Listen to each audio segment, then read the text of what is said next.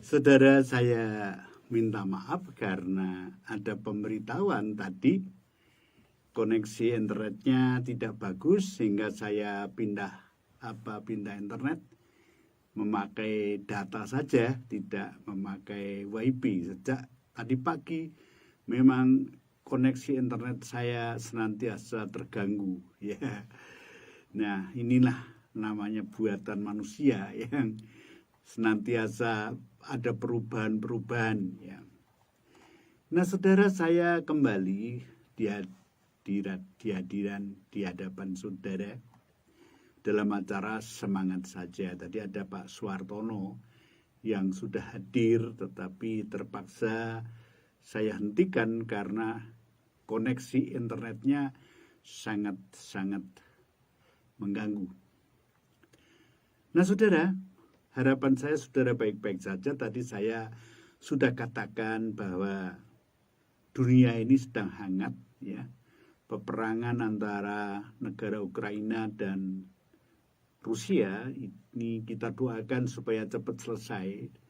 Kalau saudara melihat berita-berita di TV betapa banyak korban ya, kedua belah pihak tentunya, dan juga korban anak-anak yang membuat saya kasihan, dan banyak warga negara Ukraina yang harus mengungsi, dan tentunya yang kaya bisa keluar negeri, tetapi yang miskin apakah bisa dia berangkat ke luar negeri. Dan ini perlu kita doakan supaya ada jalan keluar dan menyelesaikan permasalahan dengan damai. Dan kita harapkan memang jangan ada pertikaian sesama manusia. Harus seperti apa yang dikatakan Tuhan Yesus, hidup ini didasari kasih. Kalau ada kasih di hati seseorang, disitulah kaya akan pengampunan. Nah, saudara, saya ingin melanjutkan apa yang saya uraikan dalam pertemuan yang lalu, yaitu berbicara berkaitan dengan kelahiran baru. Kalau yang lalu itu memang seperti itu, dan itu dikatakan oleh Tuhan Yesus sendiri. Saya harap saudara yang mengikuti masih ingat apa yang saya sampaikan dalam pertemuan yang lalu. Ada tokoh agama bernama Nikodemus datang ke hadapan Tuhan Yesus pada malam hari, dan di dalam pembicaraannya pada intinya bagaimana Tuhan Yesus menyarankan supaya kalau manusia ingin masuk dalam kerajaan Allah harus dilahirkan kembali. Saya akan bacakan apa yang saya dasarkan pada waktu pertemuan yang lalu, yang mendasari dalam pertemuan yang lalu, yaitu Yohanes 3 ayat 1 sampai 21. Apabila saudara sudah menyediakan Alkitab, bisa dibacanya. Adalah seorang Farisi yang bernama Nikodemus, seorang pemimpin agama Yahudi. Ia datang pada waktu malam kepada Yesus dan berkata, "Rabi, kami tahu bahwa engkau datang sebagai guru yang diutus Allah. Sebab tidak ada seorang pun yang dapat mengadakan tanda-tanda yang engkau adakan itu jika Allah tidak menyertainya." Yesus menjawabnya, katanya, "Aku berkata kepadamu, sesungguhnya jika seorang tidak dilahirkan kembali, ia tidak dapat melihat kerajaan Allah." Kata Nikodemus kepadanya, "Bagaimanakah mungkin seorang dilahirkan kalau ia sudah tua? Dapatkah ia masuk kembali ke dalam rahim ibunya dan dilahirkan lagi?" Jawab Yesus, "Aku berkata kepadamu, sesungguhnya jika seorang tidak dilahirkan dari air dan roh, ia tidak dapat masuk ke dalam kerajaan Allah. Apa yang dilahirkan dari daging adalah daging, dan apa yang dilahirkan dari roh adalah roh. Janganlah engkau heran karena aku berkata kepadamu, kamu harus dilahirkan kembali. Angin bertiup kemana ia mau, dan engkau mendengar bunyinya, tetapi engkau tidak tahu dari mana ia datang atau kemana ia pergi. Demikianlah halnya dengan tiap-tiap orang yang lahir dari roh. Nikodemus menjawab katanya, bagaimanakah mungkin hal itu terjadi? Jawab Yesus, engkau adalah pengajar Israel dan engkau tidak mengerti hal-hal itu. Aku berkata kepadamu, sesungguhnya kami berkata-kata tentang apa yang kami ketahui dan kami bersaksi tentang apa yang kami lihat, tetapi kamu tidak menerima kesaksian kami. Kamu tidak percaya waktu aku berkata-kata dengan kamu tentang hal-hal duniawi. Bagaimana kamu akan percaya kalau aku berkata-kata dengan kamu tentang hal-hal surgawi? Tidak ada seorang pun yang telah naik ke surga selain daripada Dia yang telah turun dari surga, yaitu Anak Manusia. Dan sama seperti Musa meninggikan ular di padang gurun, demikian juga Anak Manusia harus ditinggikan, supaya setiap orang yang percaya kepadanya beroleh hidup yang kekal. Karena begitu besar kasih Allah akan dunia ini, sehingga ia telah mengaruniakan anaknya yang tunggal, supaya setiap orang yang percaya kepadanya tidak binasa, melainkan beroleh hidup yang kekal. Sebab Allah mengutus anaknya ke dalam dunia bukan untuk menghakimi dunia, melainkan untuk menyelamatkan oleh Dia. Barang siapa percaya kepadanya, ia tidak akan dihukum. Barang siapa tidak percaya, ia telah berada di bawah hukuman, sebab ia tidak percaya dalam nama Anak Tunggal Allah. Dan inilah hukuman itu, terang telah datang ke dalam dunia, tetapi manusia lebih menyukai kegelapan daripada terang, sebab perbuatan-perbuatan mereka jahat. Sebab barang siapa berbuat jahat membenci terang dan tidak datang kepada terang itu, supaya perbuatan-perbuatannya yang jahat itu tidak nampak. Tetapi barang siapa melakukan yang benar, ia datang kepada terang supaya menjadi nyata bahwa perbuatan-perbuatannya dilakukan dalam Allah. Saudara, kita berdoa ya. Mbak Yanti, Mbak Yanti setia sekali ya. Mari kita berdoa. Bapa Surgawi, kami mengucap syukur bahwa pada saat ini kami boleh bersekutu kembali. Dan kami berdoa Tuhan untuk peperangan antara negara Ukraina dan Rusia supaya ada titik temu dan mereka berdamai kembali. Dan siapapun kami berdoa untuk setiap orang menjauhkan dari pertikaian supaya hidup didasari oleh kasih. Karena kalau ada kasih, ada pengampunan. Terima kasih Tuhan, urapi kami semua yang hadir saat ini dan hamba-Mu juga, supaya apa yang kami bicarakan benar-benar firman Tuhan yang membuat hati kami dipenuhi damai sejahtera.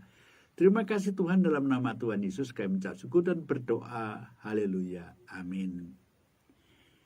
Nah, saudara yang dikasih Tuhan, yang perlu diingat ya, Bu Siswati Jamin, ya, selamat datang ya. Yang perlu diingat dalam bacaan kita ini adalah kelahiran baru ya. Tidak akan dapat ya, yang kita lihat intinya di situ. Pak Sugeng ya, Pak Sugeng datang. Nah, saudara yang dikasih Tuhan, kelahiran baru dan tidak akan dapat. Nah, ini perlu diingat, sebenarnya seluruh manusia di dunia, ya seluruh manusia termasuk saya dan saudara, itu tidak dapat masuk ke dalam kerajaan surga sebenarnya.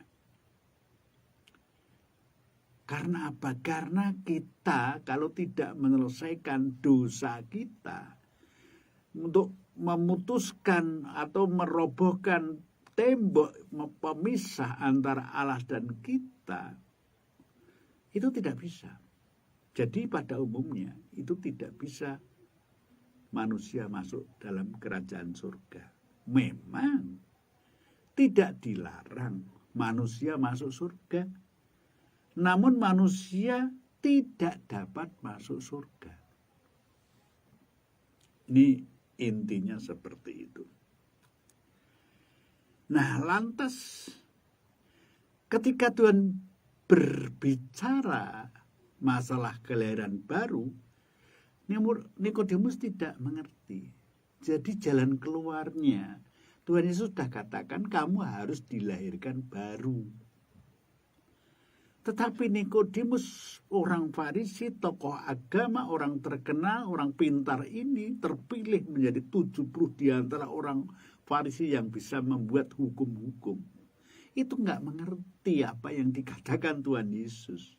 Katanya dalam ayat 4, bagaimanakah mungkin seorang dilahirkan kembali kalau ia sudah tua? Dapatkah ia masuk kembali ke dalam rahim ibunya dan dilahirkan lagi? Ini pikirannya Nikodemus seperti itu. Saya katakan tadi sebenarnya Nikodemus itu adalah orang pintar. Namun ketika dia berbicara masalah kelahiran baru, Nikodemus tidak tahu sama sekali.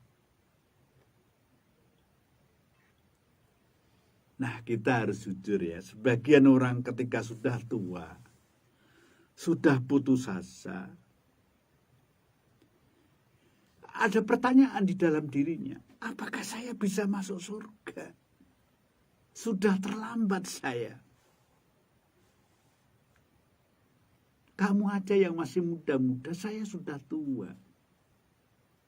Padahal, saudara, tidak ada batasan umur orang masuk surga. Tidak ada batasan umur. Anugerah Tuhan, keselamatan, hidup kekal, itu sudah disediakan. Bagi siapa? Bagi siapapun. Termasuk orang yang sudah tua, orang muda, kaya, miskin. Tuhan sudah sediakan jalannya, tinggal mau tidak. Sebenarnya itu. Semua boleh masuk surga, tetapi itu ada persyaratannya itu. Lahir baru. Kalau lahir baru bisa melihat kerajaan Allah, bisa masuk dalam kerajaan Allah. Tegasnya seperti itu. Nah, sayang saudara, Nikodemus tidak paham apa yang dimaksudkan Tuhan itu. Semua orang harus dilahirkan baru kalau mau masuk ke dalam kerajaan surga. Itu kata Tuhan Yesus seperti itu. Kalau kita membaca ayat 5, jelas lagi, aku berkata kepadamu, Tuhan Yesus berkata, sesungguhnya jika seorang tidak dilahirkan dari air dan roh, ia tidak dapat masuk ke dalam kerajaan surga. Sekali lagi, Nikodemus itu orang pintar. Namun apa yang dikatakan Tuhan Yesus tidak masuk di nalarnya. Bagaimana mungkin orang yang sudah tua bisa masuk ke dalam rahim ibunya untuk bisa masuk kerajaan Allah? Ini kan tidak mungkin. Tidak masuk akal. Apakah Tuhan Yesus itu keliru atau bagaimana? Ya, mungkin nalar Nikodemus seperti itu. Jadi gini saudara, maksud daripada yang dikatakan Tuhan Yesus sebelum dilahirkan secara jasmani, kan belum bisa disebut manusia, saudara. Betul nggak? Demikian juga seorang sebelum dilahirkan baru belum bisa dikatakan putra Allah. Belum dikatakan keluarga Allah. Belum bisa. Harus lahir baru dulu. Lantas saya memberi pengertian, dilahirkan dari air itu dimaksudkan bukan baptisan, tetapi dilahirkan secara jasmani, itu maksudnya. Alasan dari pemahaman ini, saudara, bagaimana dengan penjahat di kayu salib itu, yang tanpa dibaptis sudah bersama Tuhan Yesus di Firdaus. Begitu juga pelayanan Filipus kepada Sida-Sida. Kalau kamu percaya, maka kamu akan selamat. Harus mengalami kelahiran baru. Percaya Yesus, itu yang dikatakan Filipus. Saudara, air juga bisa, dalam hal ini, air juga bisa dipakai lambang untuk menyucikan. Orang Yahudi sering bicara masalah bersuci, ya, bisa membasuh tangan, bisa mandi, ya, bersih diri, ya, ada macam-macam, saudara, ya, ada macam-macam. Nah, yang perlu berkaitan dengan air sebagai lambang roh suci, seringkali disebutkan roh suci dilambangkan air.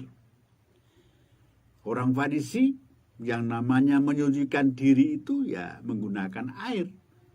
Tadi saya katakan entah membasuh, membersihkan diri pasti menggunakan air, ya toh? Menggunakan air toh.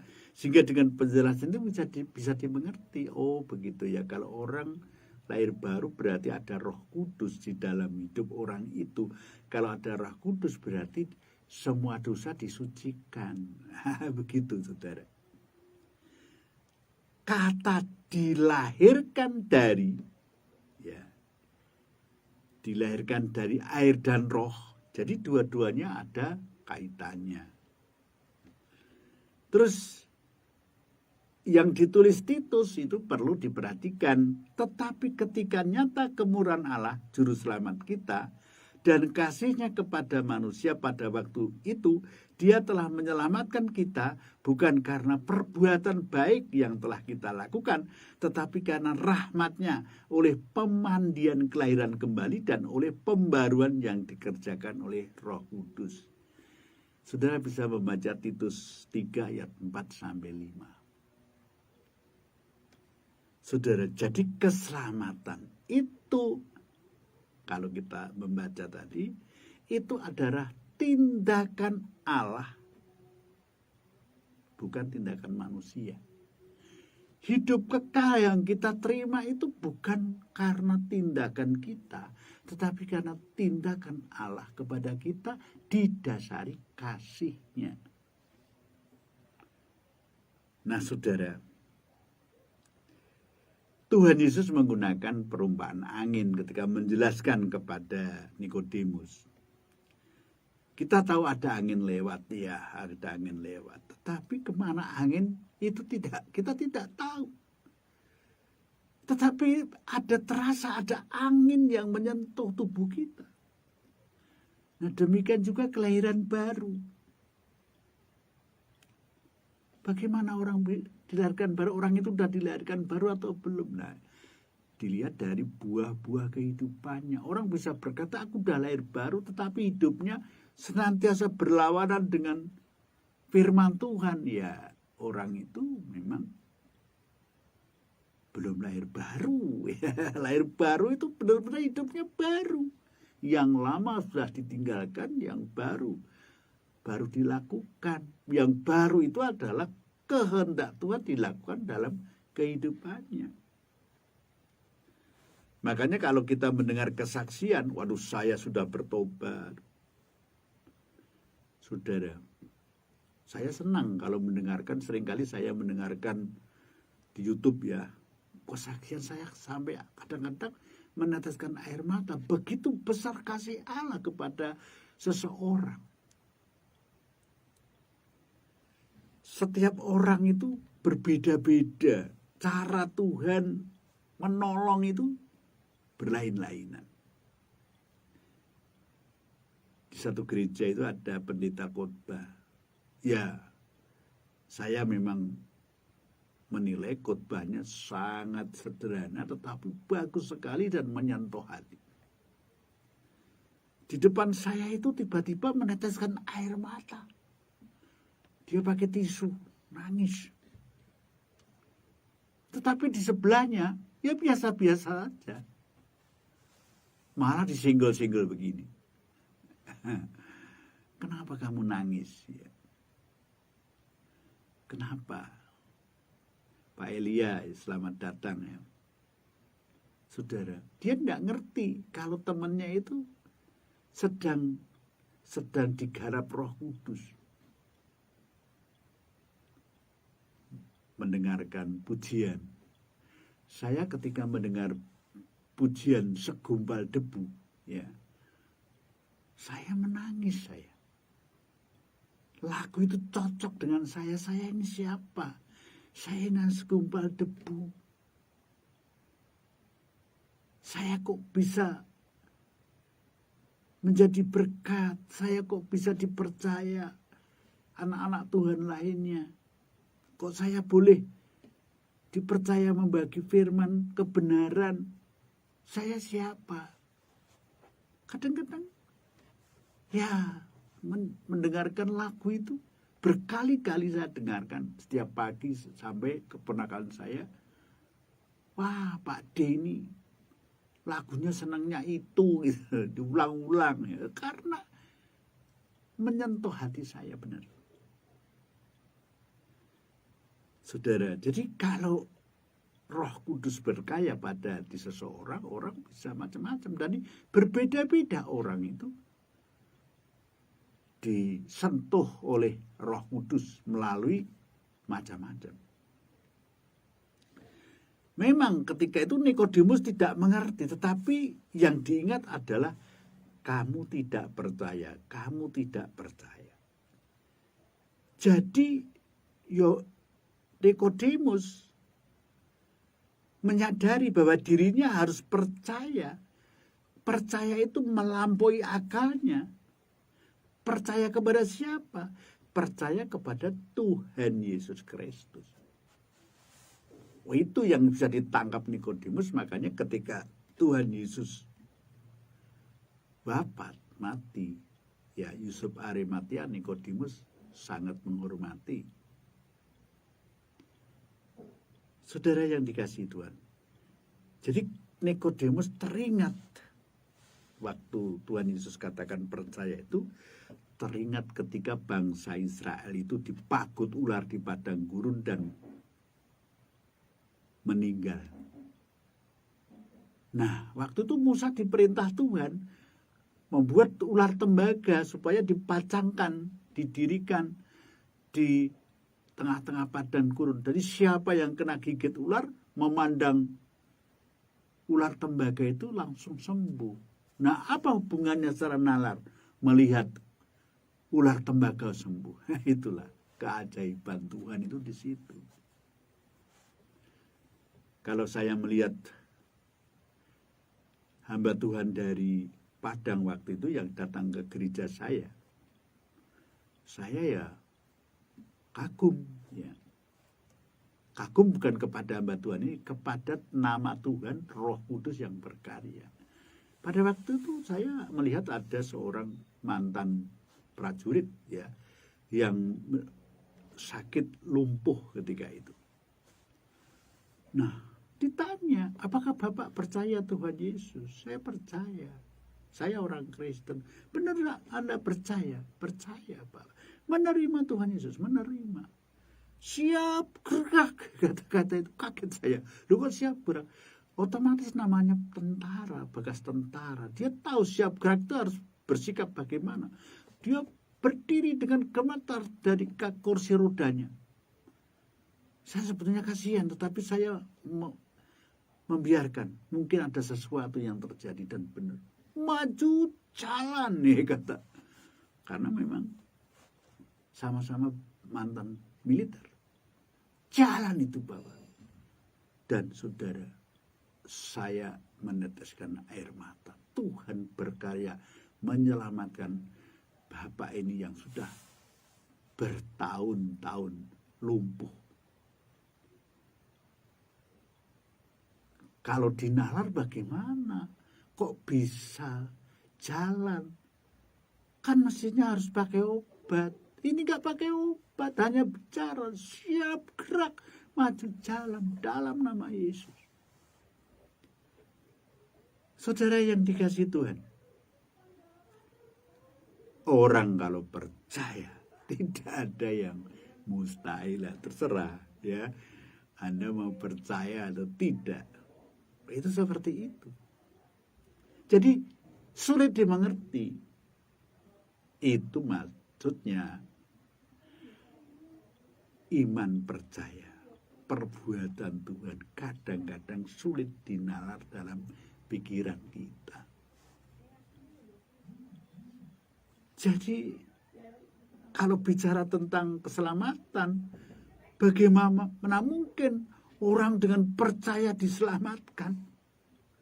Tetapi itulah kenyataannya. Kamu mau percaya pengorbanan Yesus, kamu percaya dapat Roh Kudus, kamu lahir baru, dan kamu sudah tercatat jadi warga negara kerajaan surga, dan kamu menjadi anak Allah. Itu yang dikatakan firman Tuhan. Bagaimana bisa terjadi? Jangan tanya bagaimana. Itulah kenyataan yang terjadi. Jadi hanya dua yang harus kita pilih, mau percaya atau tidak. Ya, dua itu pilih salah satu. Semua ada akibatnya. Kalau percaya jadi keluarga Allah, kalau tidak percaya memang akan binasa. Itu. Nah, saudara, mungkin saudara ingat pada zaman Raja Hosea bin Ela, ya. Pada waktu itu dia membersihkan semua berhala-berhala yang ada di kerajaannya. Semua berhala dirobohkan, tidak boleh menyembah berhala. Semua harus menyembah Allah yang Maha Tinggi. Begitu. Saya bacakan 2 Raja-Raja 18 ayat 4. Dialah, maksudnya raja itu, dialah yang menjauhkan bukit-bukit pengorbanan dan yang merobohkan tugu-tugu berhala dan yang menebang tiang-tiang berhala dan yang menghancurkan ular tembaga yang dibuat Musa. Sebab sampai pada masa itu orang Israel memang masih membakar korban bagi ular itu yang namanya disebut Nehustan. Sudah 700 tahun, saudara. Peninggalan Musa dipelihara dan dijadikan berhala. Jadi apa saja bisa dijadikan berhala. Saudara, itu yang terjadi. Nah, apakah saudara atau kita itu masih percaya, misalnya ya, kita memiliki batu, memiliki ya bungkusan-bungkusan tertentu dan kita percaya. Saya ketika datang ke rumah saudara, ya, itu di setiap pintu rumahnya ada bungkusan-bungkusan kain putih. Itu apa itu? Itu katanya menurut orang pintar, kata saudara saya, itu untuk menolak apa itu, tolak bala itu. Artinya menolak hal-hal yang jahat masuk rumah. Lah masa setan takut toh sama barang-barang itu? Kan setan tidak takut. Saya bilang gitu. Saudara, apakah kita percaya seperti itu? Masih percaya barang-barang seperti itu? Orang yang percaya Yesus tidak perlu, cukup satu Yesus saja. Percaya sama dia, Anda dan saya diselamatkan.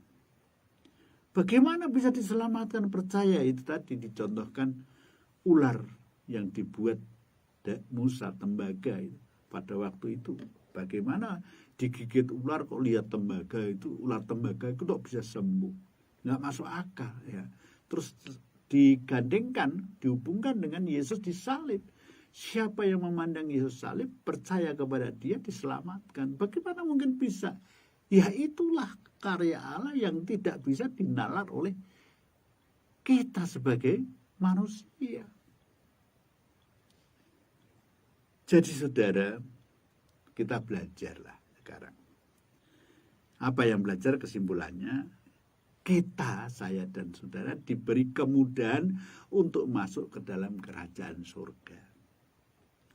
Asal mau menerima anugerah yang Allah Bapa berikan kepada kita.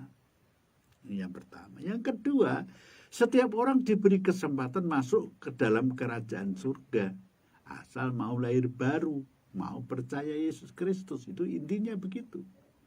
Yang ketiga, penting anugerah ini diberitakan kepada sesama kita. Terserah mau menerima atau tidak. Saudara, inti daripada apa yang saya sampaikan seperti itu, ya. Inilah kiranya menjadi berkat apa yang saya sampaikan tentang kelahiran baru, ya, pembicaraan tentang kelahiran baru. Kiranya apa yang saya sampaikan menjadi berkat. Tuhan memberkati. Sampai ketemu nanti pada Sabtu malam jam 8.